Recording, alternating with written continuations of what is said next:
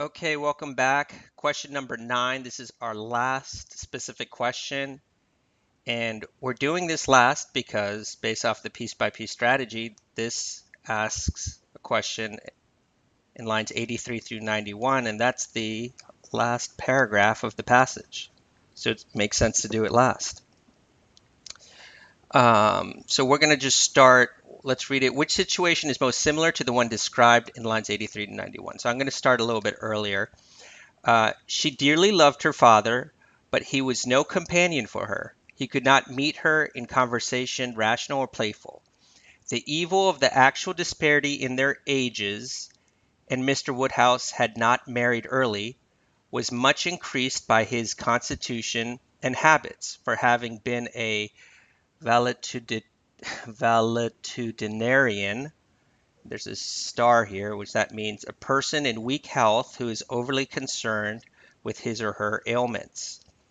So, having been a valetudinarian all his life, without activity of mind or body, he was a much older man in ways than in years.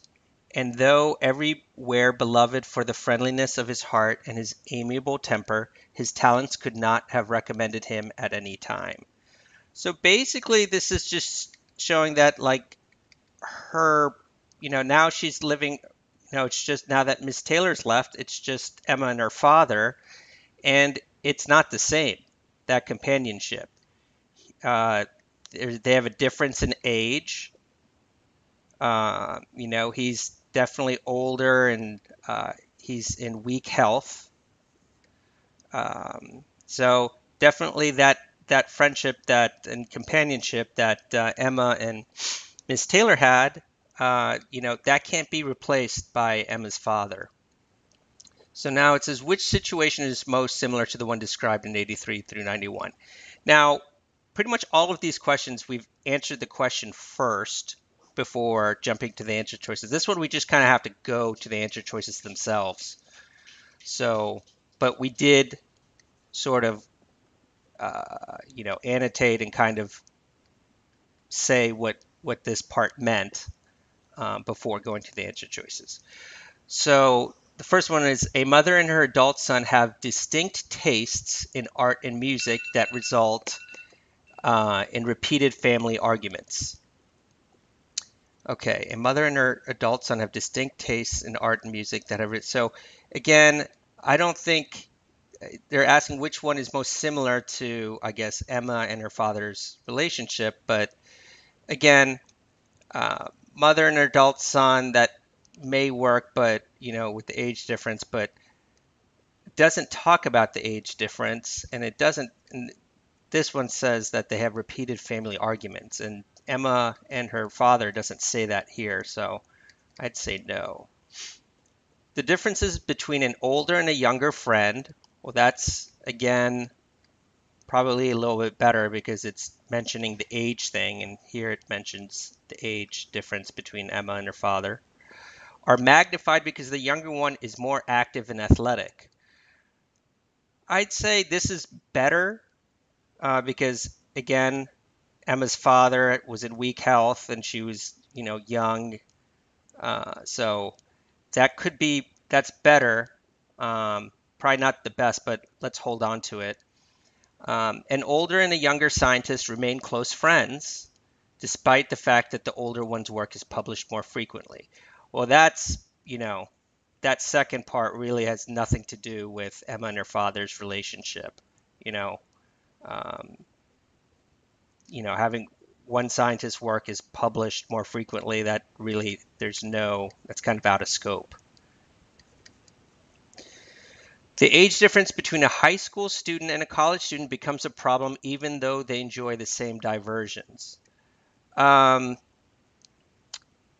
Again, it says the age difference, but it says it becomes a problem, but it says they enjoy the same things. Here, uh, they don't enjoy the same things.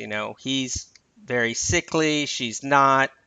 He could not meet her in conversation, rational or playful. They enjoying different things. So that one's gone. So I say the best, even though this is not exactly like the a perfect um, match, it is the most similar. All the other ones have glaring errors, so I'd say B. Now we're done with all our specific questions. The only real general question is number one. The main purpose of the passage is to what? Now imagine answering this without even reading the passage and having it be the first one. Even if we read the entire passage, this one would be tough. Now we kind of have a good background, reading piece by piece, absorbing the passage bit by bit, and answering the questions as we go. We can answer this question in our own words. So, what is the main purpose of the passage? Well, basically, it's describing, uh, you know, Emma dealing with, loss of Miss Taylor.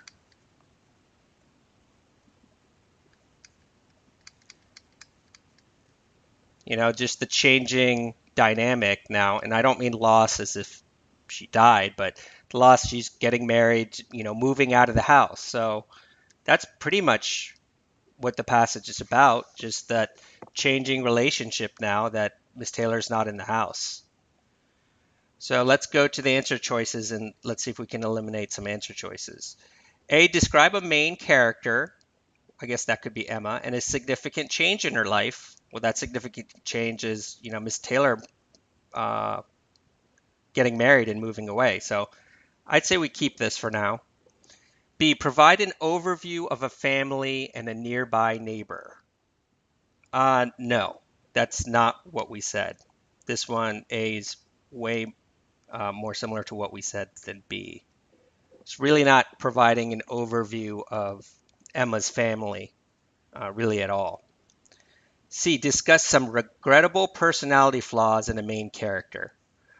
Um, it does talk about some flaws. It's that question where it said that she was overly self-satisfied and all that. But that's not the main purpose of the passage. The main purpose is, you know, Emma kind of that changing dynamic of Emma of Miss Taylor moving and kind of Emma having, her feelings and her reactions to that. So this is not the main purpose. D, explain the relationship between a main character and her father. Again, that is not, again, it talks about that relationship towards the end, but the main purpose is more of Emma and Miss Taylor's relationship, not, the father. The father maybe talked about a little bit in the beginning and then a little bit in the end, but most of the passage is dedicated to Emma and Miss Taylor, so that one's gone too. So the right answer is A. So I hope that helped. Again, these strategies are very, very important. Reading piece by piece, answering the question in your own words before jumping to the answer choices. Uh, Focus on eliminating answer choices instead of trying to pick the right one. These are all very helpful, and definitely, definitely use these strategies in your practice. So I hope that helped a lot, and I will see you later. Bye.